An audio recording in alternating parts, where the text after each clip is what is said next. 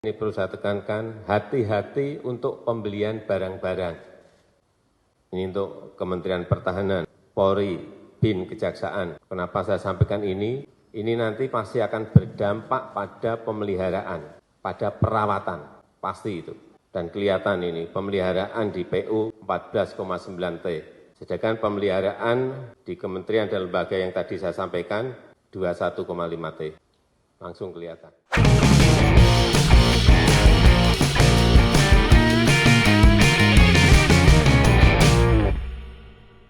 Ya, selamat malam dan jumpa lagi di konten saya. Ya, belakangan ini kalau kita melihat narasi dan argumen yang sering diucapkan oleh pendukung Prabowo ya, mereka ini seakan-akan menyamakan bahwa Prabowo itu sama atau bahkan sudah selevel lah dengan sosok Presiden Jokowi. Lucu sekali mereka ini. Ya, begitulah klaim yang mereka lakukan selama ini. Dan semua itu bisa dilihat sendiri bagaimana komentar-komentar mereka melalui berbagai media sosial. Bahkan dalam setiap papan iklan reklame ya, terlihat jelas bagaimana foto Prabowo dan Pak Jokowi itu disandingkan. Seolah-olah Pak Jokowi itu sudah pasti mendukung Prabowo. Padahal Pak Jokowi ini kan bagian dari partai PDI Perjuangan, bagian dari kader PDI Perjuangan. Tapi anehnya, caleg-caleg dari Partai Gerindra justru banyak yang pasang foto Pak Jokowi dan Prabowo Subianto. Lah ini gimana ceritanya coba? Ya, tapi meskipun begitu ya, sepertinya Pak Jokowi ini ya santai-santai saja orangnya. Ketika ditanyain soal banyaknya baliho yang ada gambar beliau dengan Prabowo, bahkan Pak Jokowi ini sempat mengatakan, ya gimana ya, foto saya ini kan tidak dipasang oleh Pak Prabowo saja, oleh Gerindra saja, oleh PDI Perjuangan juga ada, oleh PSI juga ada, oleh Nasdem juga ada. Nah, mungkin begitulah kira-kira yang disampaikan oleh Pak Jokowi. Namun ada yang aneh, ternyata foto-foto Pak Jokowi dan Prabowo ini cuma banyak terdapat di basis PDI Perjuangan. Sedangkan di daerah yang suara Pak Jokowi ini kalah waktu Pilpres, misalnya di Sumatera Barat, kemudian di Aceh dan Jawa Barat, itu hampir tidak ada atau sangat-sangat minim sekali. Nah, dari sini kan sebenarnya sudah sangat terlihat bahwa memang ada strategi yang dilakukan secara masif oleh Partai Gerindra untuk merebut suara pendukung Pak Jokowi. Bahkan kalau kita perhatikan narasi yang disampaikan di banyak baliho mereka ya, seolah-olah Prabowo ini adalah sosok yang mampu meneruskan kerja dari Presiden Jokowi. Ya, begitulah klaim mereka dan narasi yang ada di baliho-baliho mereka itu. Nah, pertanyaannya adalah, apakah semua yang mereka klaim itu sudah sesuai dengan realita dan fakta yang ada saat ini? Apakah semua itu sudah sesuai dengan kinerja Prabowo selama ini? Ya, coba kita perhatikan saja bagaimana kinerja Prabowo selama ditunjuk menjadi Menteri Pertahanan oleh Presiden Jokowi.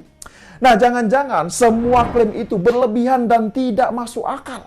Bahkan adik Prabowo, Hasim Joyo Hadikusumo, ini pernah mengklaim bahwa 99% program Jokowi itu adalah program Prabowo Subianto. Luar biasa sekali kan. Ya, sekarang coba bayangkan saja, apa yang seperti ini gak berlebihan coba.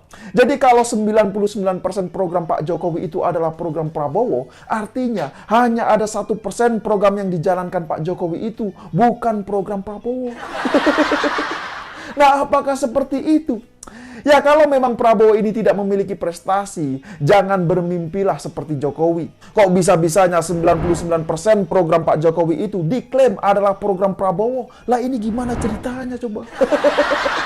Jujur saja ya, saya jadi teringat ketika tim kampanye Prabowo dulu merubah visi misi mereka ketika jelang dilakukan debat Capres dan Cawapres. Padahal ya, visi misi mereka itu sudah diberikan kepada pihak Komisi Pemilihan Umum atau KPU. Tapi anehnya, menjelang debat Capres dan Cawapres, tiba-tiba semua visi misi mereka itu dirubah coba. Dan sekarang adiknya Prabowo ini mengklaim bahwa 99% program Pak Jokowi itu adalah program Prabowo. Lah ini kan parah sekali kalau menurut saya. Ya, sekarang kita bedah saja bagaimana kinerja Prabowo selama menjadi Menteri Pertahanan. Apa prestasinya selama ini? Coba ada yang tahu gak? Ya saya jamin kalau ada pendukung Prabowo yang menonton video ini ya, mereka pasti tidak akan bisa menjawabnya. Ya selama menjadi Menhan, bisa dibilang Prabowo ini minim akan prestasi. Padahal jika dilihat dari segi anggaran, Kementerian Pertahanan ini merupakan satu-satunya kementerian yang memiliki anggaran terbesar di pemerintahan Presiden Jokowi. Bahkan belum lama ini, Kemenhan ini telah mengajukan penambahan anggaran sebesar 350 triliun rupiah untuk 2024. Coba bayangkan saja.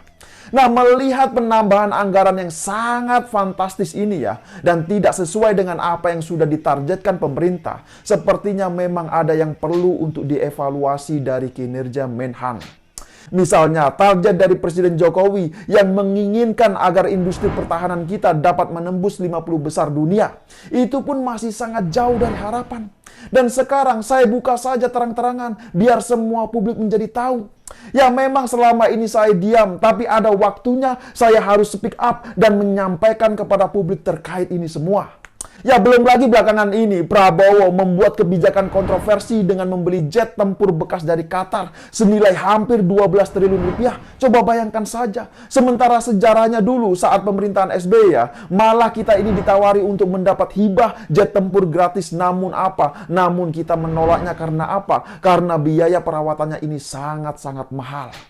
Dan yang lebih membuat Prabowo semakin tidak becus mengurus Kementerian Pertahanan adalah ketika ada pengamat luar negeri yang bicara jika jet tempur bekas tersebut baru akan datang sekitar tahun 2026. Padahal alasan pembelian pesawat bekas tersebut ya karena mendesak dan supaya dapat segera digunakan. Itu yang disampaikan oleh Prabowo. Dan melihat kinerja Prabowo yang asal-asalan ini, maka tidak heran apabila Presiden Jokowi sempat menyentil Prabowo ketika memberikan arahan kepada para menterinya. Ya, jadi Presiden Jokowi ini mewanti-wanti kepada para menterinya, termasuk Menteri Pertahanan Prabowo Subianto. Ya, Presiden Jokowi ini menyampaikan hati-hati untuk pembelian barang. Karena apa? Karena pasti akan berdampak pada biaya pemeliharaan atau perawatan. Itulah yang disampaikan oleh Presiden Jokowi di hadapan para menterinya. Jadi kalau Prabowo membeli pesawat bekas dengan total harga hingga 12 triliun rupiah ya, terus berapa biaya untuk perawatannya? Kan itu pertanyaannya. Dan berdasarkan dari data yang disampaikan oleh pihak Menteri Keuangan Sri Mulyani, diketahui bahwa belanja Kementerian Pertahanan ini ya adalah yang paling besar, yaitu mencapai 21,5 triliun rupiah. Coba bayangkan saja. Jadi jelas ya, menurut saya ini adalah pemborosan anggaran yang sangat-sangat fantastis. Dan yang membuat publik curiga lagi adalah semua ini dilakukan mendekati pemilu 2024. Nah pertanyaannya adalah, ada apakah di balik semua ini?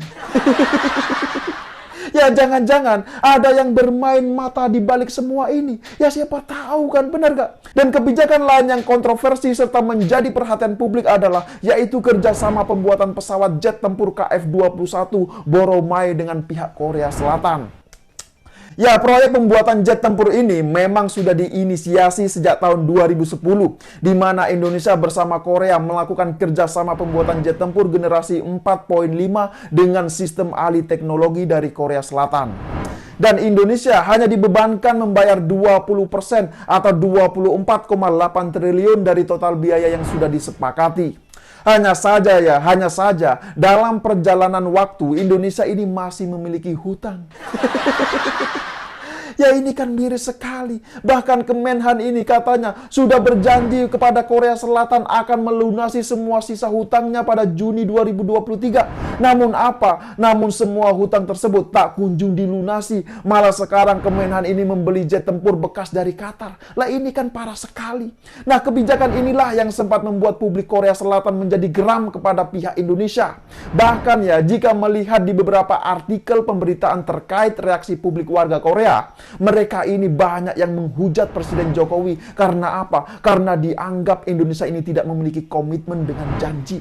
Padahal harusnya ya pihak Kemenhan lah yang punya tanggung jawab lebih besar soal perjanjian kerjasama pesawat KF-21 Boromai ini. Nah, selain kinerja di Kementerian Pertahanan yang tidak baik atau buruk, kepercayaan dari Presiden Jokowi ke Prabowo untuk mengawal proyek food estate sampai saat ini juga tidak jelas kabarnya seperti apa. Bahkan proyek itu di beberapa daerah ini terlihat mangkrak dan jauh dari apa yang ditargetkan oleh Presiden Jokowi. Lah ini kan miris sekali. Nah, dengan melihat semua kinerja Menhan yang buruk dan terkesan asal-asalan ini ya, rasanya Prabowo bisa dikatakan sangat tidak layak meneruskan kepemimpinan Presiden Jokowi. Bahkan untuk mengelola food estate saja, dia ini tidak mampu. Padahal proyek food estate ini merupakan salah satu proyek strategis nasional. Nah, jadi dari sini saja semakin jelas bahwa Prabowo masih jauh dari kata prestasi. Namun lucunya, dia ini bermimpi ingin menjadi seperti Jokowi. Nah, jadi gimana? Apakah sampai di sini sudah paham semua? Ya, silakan berikan komentarnya di bawah. Ya, saya Yusuf Muhammad. Terima kasih buat yang sudah like dan menonton video ini dari awal hingga akhir. Dan tidak lupa saya ingatkan, jaga terus NKRI.